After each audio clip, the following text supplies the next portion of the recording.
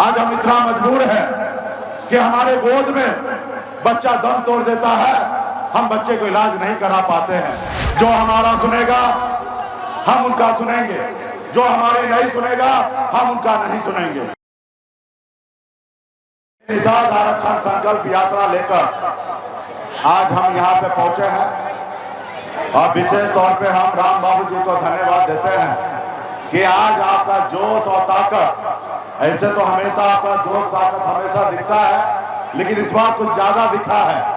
निश्चित तौर पे आने वाला समय जो विधानसभा का चुनाव आएगा, आप ही इधर का विधायक बनिएगा, उसमें कोई चिंता भ्रांति नहीं है। सही है ना?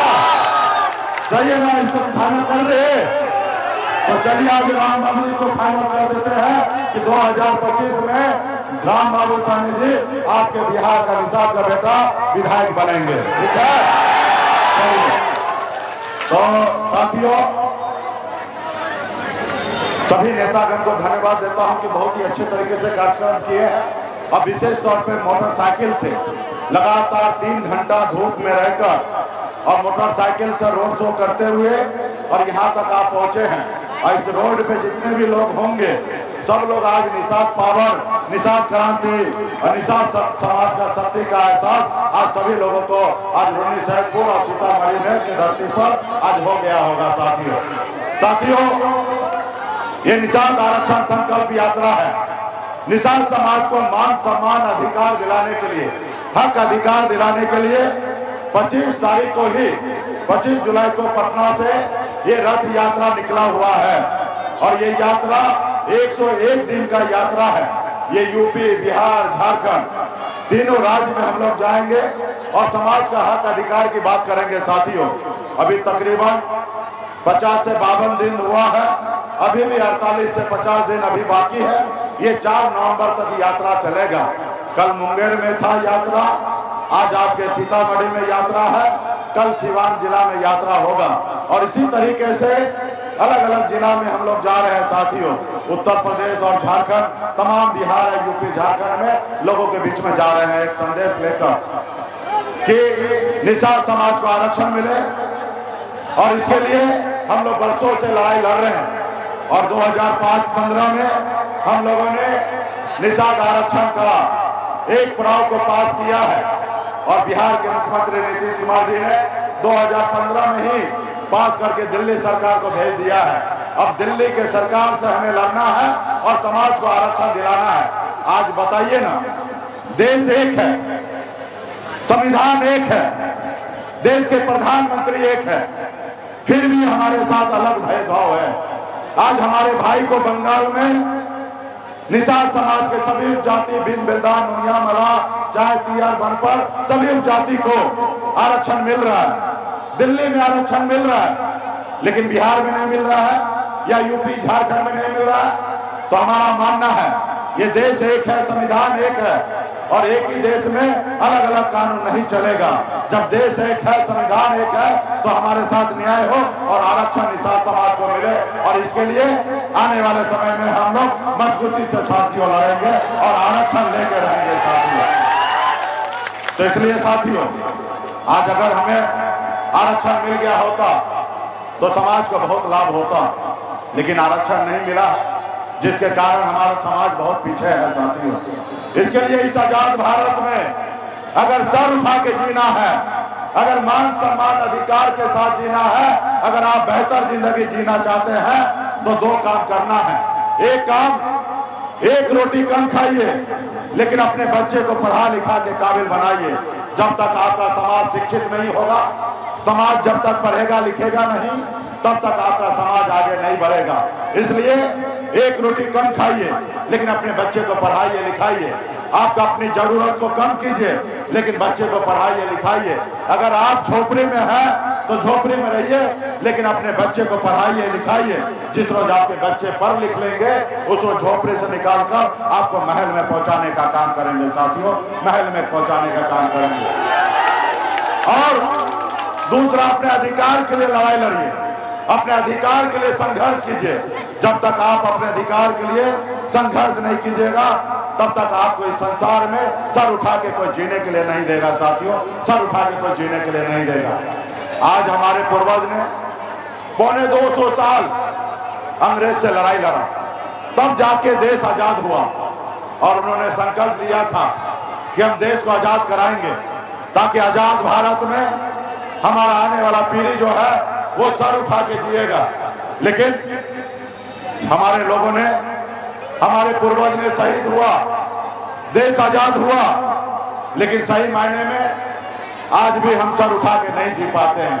आज हम बेहतर जिंदगी नहीं जी पाते हैं। इसके लिए साथियों लड़ाई लड़ना पड़ेगा, संघर्ष करना पड़ेगा।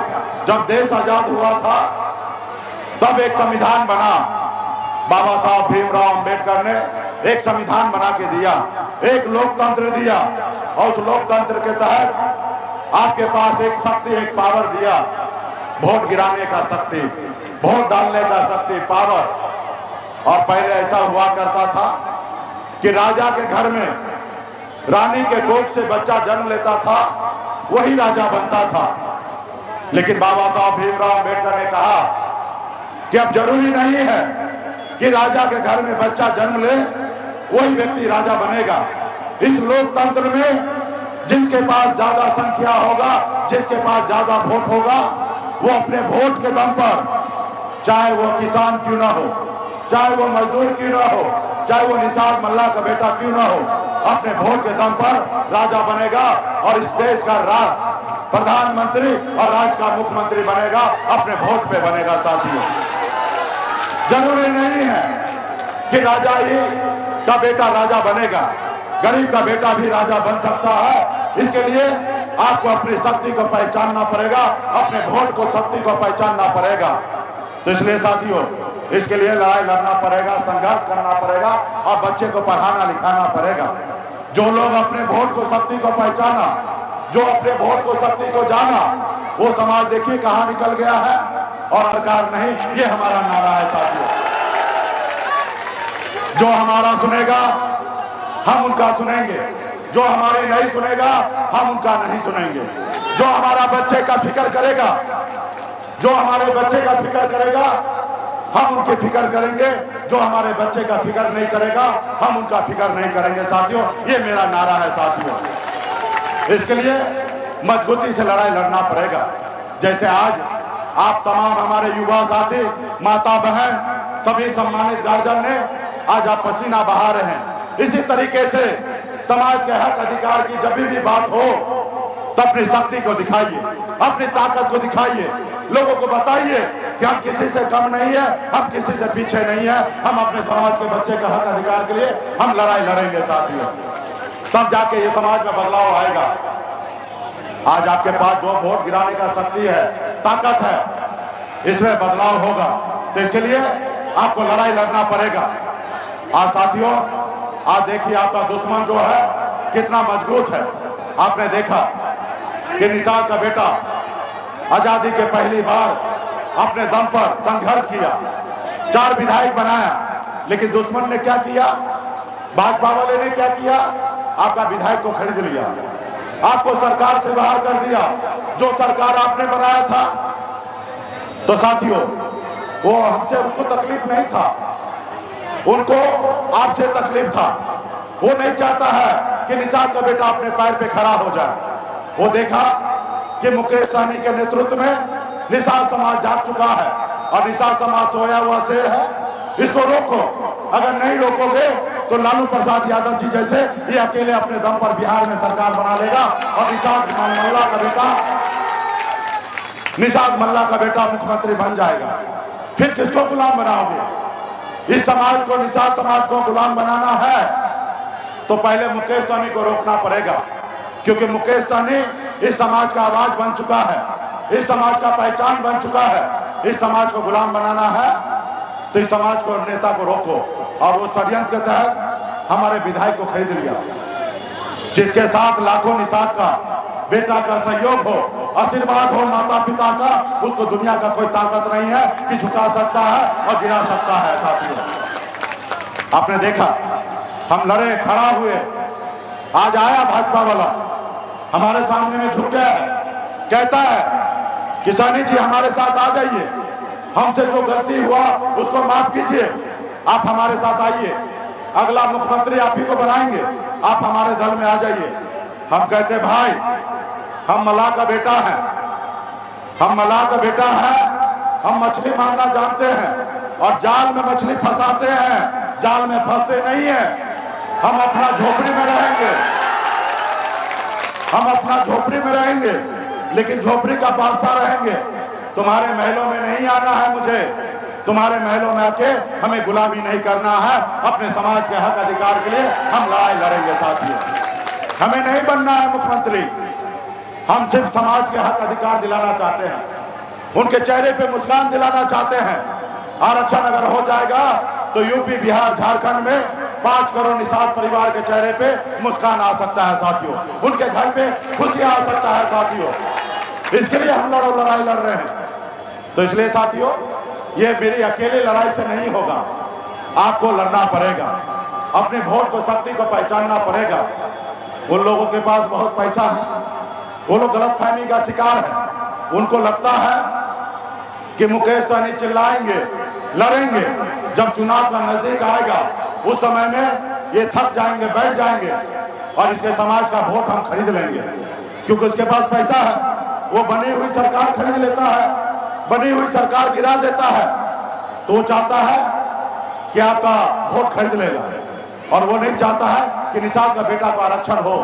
अब बताइए ना, ये देश एक ही है, संविधान एक है, फिर हमारे साथ अलग भेदभाव क्यों हो रहा है? ये तो देश का प्रधानमंत्री जी का काम है आरक्षण देना। तो इसलिए साथियों हम लोग सर पे कफन बांध करके निकले हुए हैं अपने हक अधिकार आरक्षण दिलाने के लिए। इसके लिए आप सभी को लड़ाई लड़ना पड़ेगा। तो क्या आप लोग लड़ाई लड़ने के लिए तैयार हैं? आप लोग बांध पे भाई, चलिए आप लोग अगर लड़ाई लड़ने के लिए तैयार हैं तो संकल्प लेना पड़ेगा। कोई भी लड़ाई को लड़ने के लिए और उस लड़ाई को जीतने के लिए मजबूती से संकल्प लेना पड़ता है, निश्चय करना पड़ता है कि हम लड़ाई लड़ेंगे और जीतेंगे। और इस लड़ाई लड़ने के लिए आपको संकल्प करना पड़ेगा। तो क्या आप लोग संकल्प लेने के लिए तैयार हैं? चलिए बहुत बहुत धन्यवाद। इस बार जो हमने है ना एक ऐसी दवा बनाया है, जैसे कोरोना काल में देश का डॉक्टर ने एक वैक्सीन बनाया था, वो वैक्सीन बना था देश के लोगों को सुरक्षित करने के लिए। इस बार हमने भी एक वैक्सीन बनाया है, वो निषाद समाज को सुरक्षित करने के लिए। जितना वैक्सीन लगाइएगा ना उतना मोदी जी का कुर्सी हिलेगा, और जितना मोदी जी का कुर्सी हिलेगा, जितना मोदी जी का कुर्सी हिलेगा उतना वो डरेंगे, और जितना वो डरेंगे उतना जल्दी आपका आरक्षण करेंगे। और जब आरक्षण होगा तो निषाद का बेटा भी कलेक्टर होगा, एसपी होगा, एसडीओ होगा, बीडीओ होगा, डॉक्टर होगा, इंजीनियर होगा। इसके लिए तो क्या आप लोग संकल्प लेने के लिए तैयार है ना? तो मजबूती से आप लोग निकालिए वैक्सीन को। जो गंगा जल है, जिसे गंगा जल कहते हैं, वैक्सीन का क्या नाम है मालूम है? गंगा जल।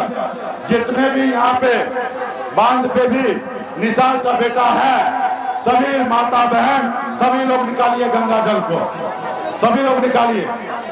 और ये ढक्कन को ऐसे खोलिए और हाथ में लीजिए, चूड़ों में लीजिए ऐसे, हाँ ऐसे, और हाथ को ऊपर कीजिए। ये गंगा जल है, हाथ को ऊपर कीजिए, सब लोग हाथ में लीजिए, हाथ में ढक्कन खोल के। ये मेरा परिवार है, मैं अपने परिवार की बात करता हूँ, और परिवार के बारे में बात करना कोई गुनाह नहीं है। अगर परिवार के बारे में बात करना अगर कोई गुनाह है तो मैं इसे गुनाह हजारों बार करने के लिए तैयार हूं साथियों, हजारों बार करने के लिए तैयार हूं। आज आपके बच्चे का हक अधिकार के लिए आप ही को लड़ना पड़ेगा, दूसरा कोई नहीं आएगा लड़ने के लिए। 75 सालों में आज तक कोई नहीं आया लड़ने के लिए, और आने वाला 75 साल तक कोई और नहीं आएगा लड़ने के लिए साथियों। आप अपने बच्चे के भविष्य के लिए आप ही को लड़ना पड़ेगा। आज बताइए ना, आप कैसे माँ बाप हैं, हम कैसे माँ बाप हैं, हम कितना मजबूर हैं। आज हम अपने बच्चे को पढ़ा नहीं लिखा पाते हैं। आज हम इतना मजबूर हैं कि हमारे गोद में बच्चा दम तोड़ देता है, हम बच्चे को इलाज नहीं करा पाते हैं, क्योंकि हमारे पास, आपके पास पैसा नहीं है। और इसके कारण आपके बच्चे आपके गोद में दम तोड़ देता है। लेकिन बड़े लोगों का बच्चे, उसके पास पैसा होता है, वो प्राइवेट हॉस्पिटल में इलाज कराते हैं, वो अपने बच्चे को जिंदगी दे देते हैं। लेकिन गरीब समाज का लोग, पिछड़ा, अति पिछड़ा, दलित, महादलित, निषाद, ऐसे परिवार के लोग का बच्चा उसके माँ बाप के सामने में दम तोड़ देता है, माँ बाप कुछ नहीं कर पाता है। साथियों, क्या आप चाहते हैं कि आप ऐसी जिंदगी जिए? क्या आप चाहते हैं कि इतने तकलीफ में आप जिंदगी जिए हैं, आपके आने वाले बच्चे भी ऐसे जिंदगी जिए? क्या बताइए ना, निषाद समाज के परिवार में बच्चा जन्म लेता है तो कोई गुनाह करता है या कोई पाप करता है? आपके घर में बच्चा जन्म लेता है, वो बचपन से लेकर बुढ़ापा तक गरीबी के जिंदगी जीता है। तो इसलिए साथियों, उसको बेहतर जिंदगी कौन देगा? उसके लिए कौन सोचेगा? उसके लिए तो आप ही को सोचना पड़ेगा, उसके लिए तो आप ही को लड़ना पड़ेगा। और इस सब लड़ाई में जो बाबा साहब ने आपको जो शक्ति दिया, पावर दिया वोट गिराने का, तो आपके वोट से देश का प्रधानमंत्री बनता है, आपके वोट से राज्य में मुख्यमंत्री बनता है। लेकिन दूसरे लोग आगे बढ़ जा रहा है, लेकिन आप पीछे रह जा रहे हैं। तो साथियों, आपको अपने बच्चे के हक अधिकार के लिए लड़ाई लड़ना पड़ेगा। आज अगर हमारे पास शक्ति होता, पावर होता, तो आरक्षण मिल गया होता। आज आरक्षण नहीं मिला, जिसके कारण हमारे बच्चे पढ़ लिख कर भटक रहा है, उसको नौकरी नहीं मिल रहा है। साथियों, नौकरी नहीं मिल रहा है। उसके लिए कौन लड़ेगा? उसके लिए आप ही को लड़ना पड़ेगा। दूसरे दुनिया से कोई नहीं आएंगे आपके बच्चे का हक अधिकार के लिए लड़ाई लड़ने के लिए। इसलिए साथियों, संघर्ष कीजिए। आज आपने देखा पिछले 9 सालों में हमने आपके साथ कंधे से कंधे मिलाकर लड़ाई लड़ा। 9-10 साल पहले इस निषाद समाज को कोई जानता पहचानता नहीं था, लेकिन आप और हम जब संघर्ष किए, जब रोड पे उतरे, जब पसीना बहाए, तो लोग आज हमें जानने पहचानने लगा है।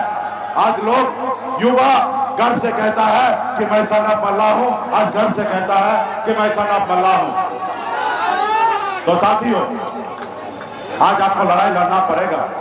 आपने देखा 2020 में आज तक निषाद का बेटा एक टिकट मांगने के लिए अपनी पूरी उम्र बिता देता था, लेकिन एक टिकट नहीं मिलता था। लेकिन आपने देखा 2020 में निषाद मल्ला का बेटा टिकट नहीं मांग रहा था, टिकट बांट रहा था। ये हमारी पहचान है साथियों, हमने टिकट बांटने का काम किया।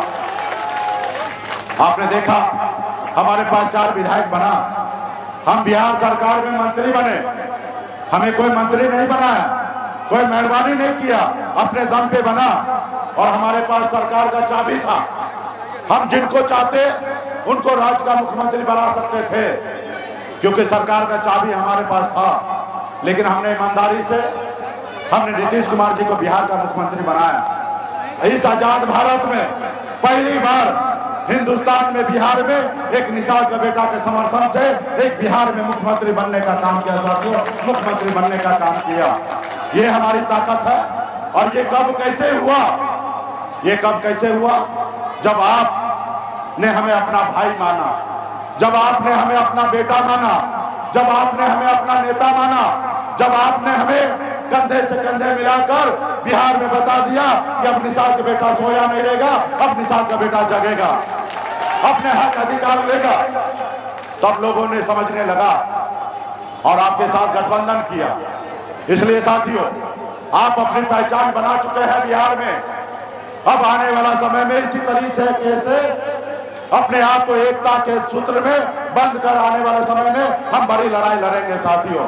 हमारा नारा है, आरक्षण नहीं तो गठबंधन नहीं, और गठबंधन नहीं तो वोट नहीं, और वोट नहीं तो दिल्ली का सरकार नहीं। ये हमारा नारा है साथियों।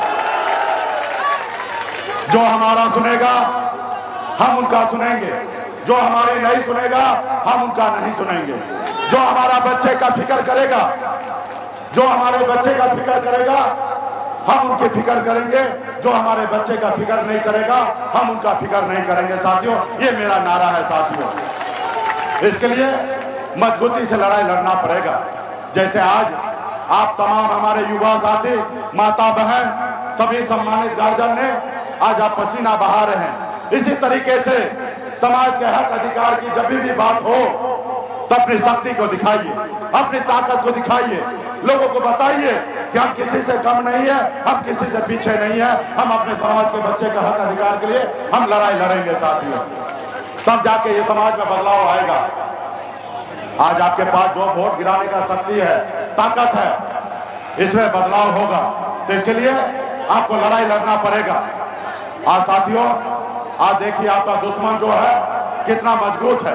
आपने देखा कि निसार का बेटा आजादी के पहली बार नहीं पहचाना, तो आप देखिए कहाँ है आज। जैसे हमारे इस बिहार प्रदेश में आदरणीय लालू प्रसाद यादव जी, जैसे हमारे मुलायम सिंह यादव जी, मायावती जी, रामविलास पासवान जी, लालू प्रसाद यादव जी, ये लोग कोई अमीर घर में जन्म नहीं लिए, ये लोग भी गरीब घर में ही जन्म लिए, लेकिन उन्होंने संघर्ष किया, अपने वोट को शक्ति को पहचाना, वोट को ताकत को समझा। जब आदरणीय श्री लालू प्रसाद यादव जी अपना दल बनाए, जब दल बना तो उनके लोगों ने, उनके समाज के लोगों ने साथ दिया।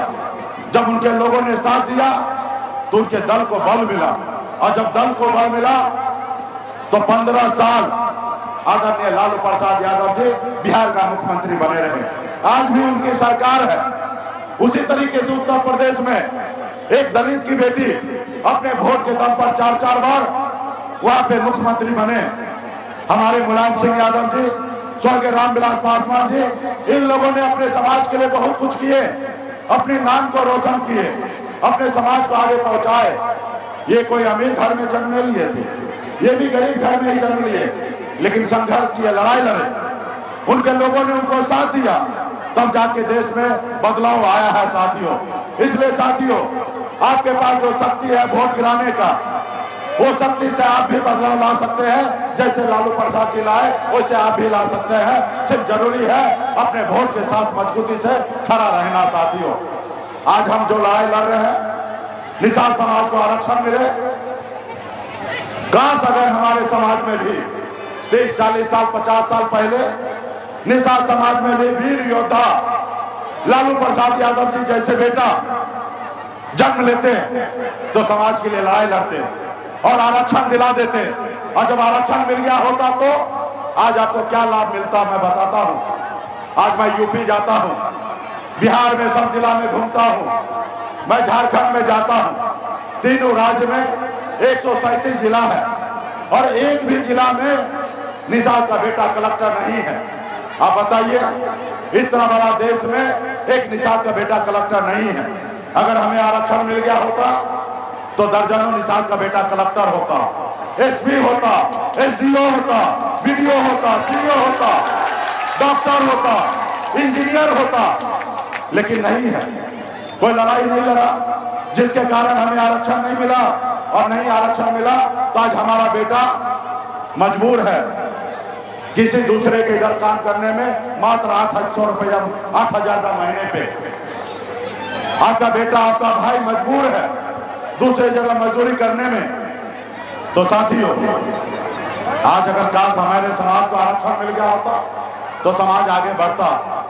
आज आपका बेटा, आप देखिए क्या करता है। अभी 4 महीने के बाद ठंड आएगा, दिसंबर जनवरी का महीना होगा। उस समय में लोग अपने रजाई से बाहर नहीं निकलेंगे, लोग अपने कंबल से बाहर नहीं निकलेंगे, लोग अपने घर से बाहर नहीं निकलेंगे, क्योंकि उसको ठंड लग जाएगा। लेकिन आपका भाई, आपका बेटा, आपका पति, आपका पिताजी क्या करता है? घर से बाहर निकलता है, तालाब में उतरता है, झील में उतरता है, नदी में उतरता है, गंगा जी में उतरता है। ऐसी ठंड में, जो ठंड में लोग घर से नहीं निकलते, वैसे जगह आपके परिवार के लोग पानी में उतरता है, फिर मछली मारता है, फिर वो बाजार में जाता है, बेचता है, और जब बेचता है उसके बाद उसके घर पे चूल्हा जलता है। आप बताइए ना, आपके बच्चे कितना कष्ट भरी जिंदगी जीता है। तो क्या आप चाहते हैं कि आपकी जिंदगी ऐसे कटे जितने तकलीफ में आपकी जिंदगी बीता है? क्या ऐसी जिंदगी आपके बच्चे जिए? क्यों हमारे निसार समाज में निसार का बेटा का कोई अधिकार नहीं है कि औरों के बच्चे के जैसे सर उठा के जिए? इसके लिए कौन लड़ेगा? इसके लिए आप ही को लड़ना पड़ेगा। अपने अधिकार को समझना पड़ेगा। आज मैं जो लड़ाई लड़ रहा हूं, कोई मैं रतन टाटा के घर में जन्म नहीं लिया या पैसे वाले के घर में जन्म नहीं लिया। मैं भी एक साधारण गरीब परिवार में जन्म लिया। जहां हजारों समस्या था वहीं पे मेरा जन्म हुआ। पिताजी मछली मारते थे, दादाजी मछली मारते थे। ऐसे गरीब घर में जन्म हुआ जहां अगर 4 दिन अगर मछली ना मारा जाए तो 5वां दिन घर में खाना नहीं बन सकता था। ऐसे परिवार में मेरा जन्म हुआ, लेकिन मैंने संघर्ष किया, लड़ाई लड़ा। 18 साल की उम्र में, जिस उम्र में बच्चे को अपने माँ बाप, अपने भाई बहन, अपने गांव में, अपने घर में रहना होता है, उस उम्र में मैंने गांव को छोड़ा, अपने परिवार को छोड़ा, अपने माता पिता को छोड़कर 2000 किलोमीटर दूर बंबई जैसे शहर चला गया। वहां मेहनत किया, मजदूरी किया। मात्र 30 रुपया रोज पर मैं मजदूरी करता था, 900 रुपया महीने पे नौकरी करता था। लेकिन मैंने संघर्ष के बदौलत, मेहनत के बदौलत मुंबई जैसे शहर में हमने अपना एक मुकाम बनाया और एक अपना पहचान बनाया। अब मुंबई जैसे शहर में अपना कामयाबी का झंडा गाड़ा मैंने साथियों। ये सब हुआ संघर्ष के बदौलत। माँ बाप ने कुछ पढ़ाया लिखाया, वही पढ़ाई लिखाई बॉम्बे जैसे शहर में काम आया और वहां पे बेहतर जिंदगी जी रहा था, ऐश और आपकी जिंदगी जी रहा था। मैंने देखा कि लोग चांद पे घर बनाने के लिए सोचने लगा है, लेकिन हमारे लोगों के लिए इस धरती पे रहने के लिए घर नहीं है, उनके घर पे जाने के लिए रास्ता नहीं है। उसके बाद मैंने बम्बई के ऐशो आराम जिंदगी को छोड़कर आपके हक अधिकार के लिए मैं बिहार लौट के आ गया।